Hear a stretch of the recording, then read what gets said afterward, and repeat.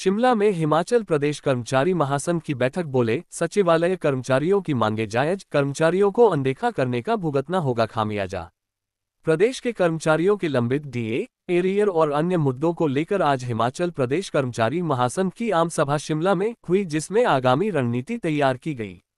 महासंघ का कहना है कि वे सचिवालय कर्मचारियों की मांगों के साथ खड़े हैं। सरकार कर्मचारियों को अनदेखा कर खामियाजा भुगतने को रहे तैयार। कर्मचारी नेता हीरा लाल वर्मा ने कहा कि सरकार को कर्मचारियों की मांगों को लेकर चिंतन करने की जरूरत है। उन्होंने कहा कि वे सचिवालय के कर्मचारियों के साथ खड़े हैं। सरकार और कर्मचारियों के बीच तालमेल होना चाहिए।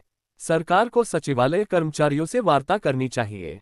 सरकार कर्मचारियों की मांगों को अनसुना नहीं कर सकती।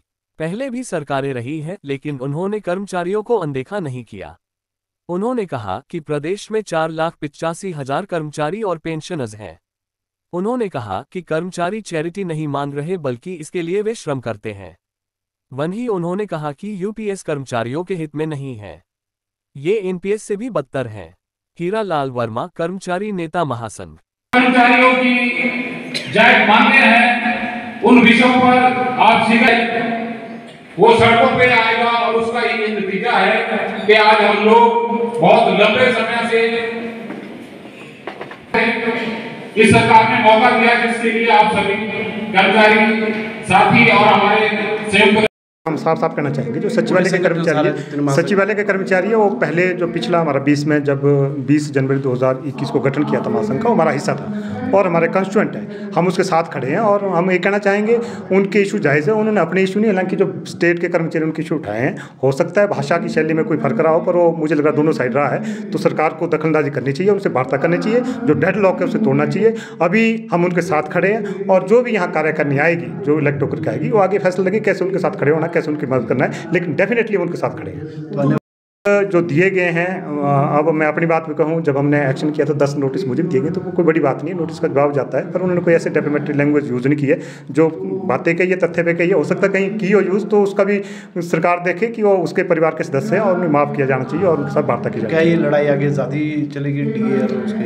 ऐसा देखो, ऐसा मुझे लग रहा है सरकार और जो कर्मचारी के बीच में एक तालमेल रहना चाहिए। और प्रदेश के परिप्रेक्ष्य में आप जानते हैं, लगभग 4,85,000 कर्मचारी पेंशनर्स हमारे बीच में जो आज खड़े हैं। हम लगभग बाकी संगठन भी हो गए, लगभग 4,85,000 कर्मचारी पेंशन को रिप्रेजेंट कर रहे हैं। तो अल्टीमेटली वो एक हिमाचल प्रदेश की जनता का बहुत बड़ा हिस्सा है। वो वोटर तो आपके 59 लाख है, उसका एक बहुत बड़ा हिस्सा है। तो सरकार को देखना चाहिए कि पहले भी जो सरकार है ये, वो यहाँ कर्मचारियों को एक स्टार्ट के रूप में मानती थी कि यहाँ से मेरा स्टार्ट शुरू होगा। तो मुझे लग रहा है वर्तमान जो सरकार बैठी है उसको अपने इस पर चिंतन करना पड़ेगा। जिस तरह से कर्मचारी से शिफ्ट कर रही है, तो अन्यथा उसको उसका एक खामियाजा भुगतना पड़ेगा, क्योंकि कर्मचारी में आज हम देख रहे हैं कर्मचारियों में भारी क्रोश है। उसे कहीं ना कहीं कर्मचारियों से वार्ता करके जितने भी मुद्दे हैं उनको रिजॉल्व करना चाहिए। जैसे आपने यूपीएस का जो यूनिफाइड पेंशन स्कीम का कहा, यूनिफाइड पेंशन को कुछ नहीं, अर्थमेटिक है। उन्होंने उसको बस एक प्रेजेंटेशन दी है। और इसमें सबसे बड़ा नुकसान है कि जो पहले कर्मचारी को कंट्रीब्यूशन वापस आता था 60%, लेकिन अब वो कुछ नहीं आएगा। अब उसको पेंशन उस प्रोपोर्शनेट में कर दिया, लेकिन वो कंट्रीब्यूशन वापस नहीं आएगा, तो बहुत बड़ा नुकसान है।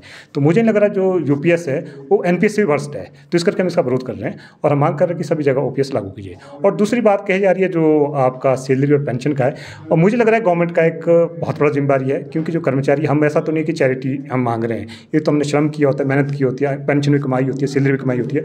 और गवर्नमेंट को जिम्मेदारी से आगे आना चाहिए और उसकी कोशिश रहनी चाहिए कि पहले को उसकी पेंशन और उसकी सैलरी कर्मचारी की मिलनी चाहिए। आप देख रहे हैं नेशन न्यूज। देश और दुनिया की हर खबर के लिए जुड़े रहें नेशन न्यूज से। पल पल की खबर आप तक पहुंचे, नेशन न्यूज को सब्सक्राइब करना न भूलें। नेशन न्यूज में आपका स्वागत है। आप हमारे चैनल को सब्सक्राइब करें और अधिक से अधिक लोगों में शेयर करें, ताकि आप आने वाली हर खबर तक पहुंच सकें।